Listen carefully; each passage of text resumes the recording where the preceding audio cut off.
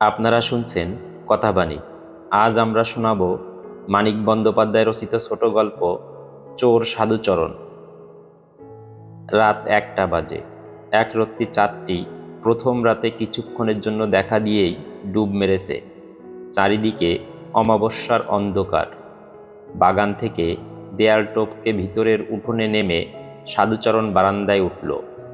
পা টিপে টিপে সিঁড়ি বেয়ে দোতলায় উঠে দেড়েক চাবির গোছাটা ফতুয়ার পকেট থেকে সন্তর্পণে বার করে কোনার ঘরের বন্ধ ঘরের তালাতে একটা চাবি লাগাতে যাবে, ঠিক পাশের ঘরে উচ্চ হাসির শব্দ শুনে সাধুচরণের বুকটা ধড়াস করে উঠল। হাত পা যেন হিম হয়ে গেল। ঘরের দরজা খুলে দুজন ভদ্রলোক বারান্দায় এলেন। বাড়ির কর্তা হরেনবাবু আর তার বন্ধু গজানন চৌধুরী। সাধুচরণ এখনো পাকা চোর হয়নি। বাড়িতে ঢোকার আগে বাড়ির চারিদিকে একবার পাক দেবার কথাটা তার খেয়ালও ছিল না। সে ভাবতেও পারেনি রাত 1টার সময় চোর ছাড়া কেউ জেগে থাকে। বাড়ির পিছনের বাগান থেকে আসায় সে টের পায়নি যে বাড়ির অন্তত একটা ঘরে আলো জ্বলছে। হরেনবাবু আর গজাননবাবু বারান্দার কোণে পাতা চৌকিতে বসে সিগারেট ধরিয়ে গল্প শুরু করলেন। সাধুচরণ দরজা খোলার উপক্রমেই চট করে চৌকির নিচে ঢুকে পড়েছিল। সেইখানে নিঃশ্বাস বন্ধ করে পড়ে থেকে সে দুজনের কথা শুনতে লাগল। দুজনেরই ভারী খোশ মেজাজ। ফাঁক তালে তারা 1000 পাউন্ড কুইনিন মেরে দিয়েছেন। চোর বাজারে ছাড়লে ক হাজার টাকা দুজনের পকেটে আসবে, তাই নিয়ে জল্পনা কল্পনা চলছে।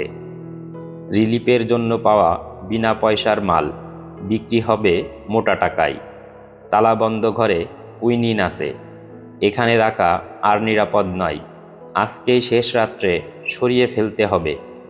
গাড়ি নিয়ে কখন লোক আসে ঠিক নেই। আজ রাত্রে আর ঘুম নয়।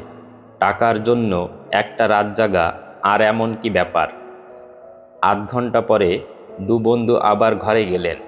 সাধুচরণ নিঃশব্দে প্রাচীর টপকে বাড়ি থেকে বেরিয়ে হাঁটতে লাগলো থানার দিকে।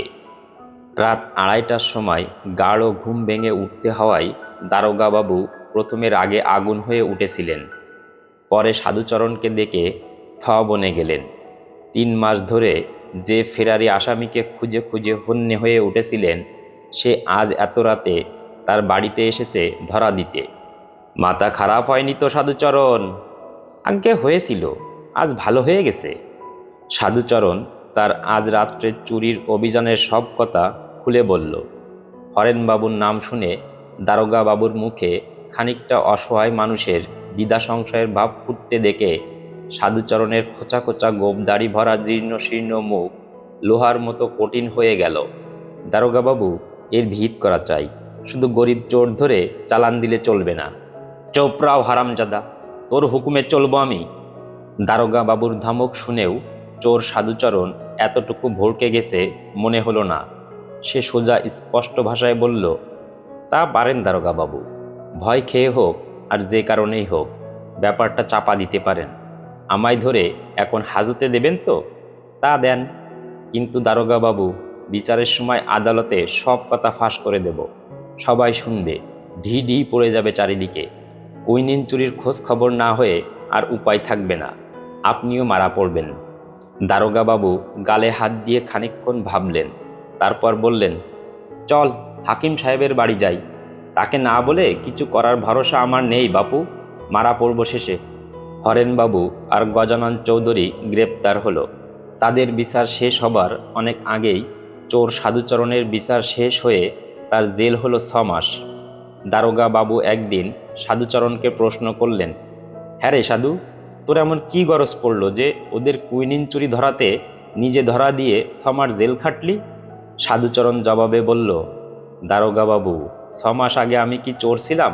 তালা সারাই করে সুখে সংসার করতাম। দুর্ভিক্ষে ছোট মেয়েটা মারা গেল। তারপর ম্যালেরিয়ায় মরল বউ আর জোয়ান বেটা দুটো। কুইনিন না পেয়ে মরল বাবু। পাগলের মতো চারিদিকে ছুটে বেরিয়েছি কুইনিনের জন্যে।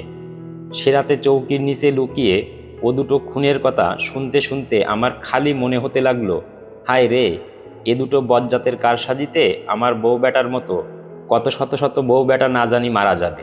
তখন ভাবলাম ফাঁসি যায় তাও আচ্ছা, এর বিহিত করা চাই। সাধুচরণের চোখ দুটি জ্বলজ্বল করতে লাগলো।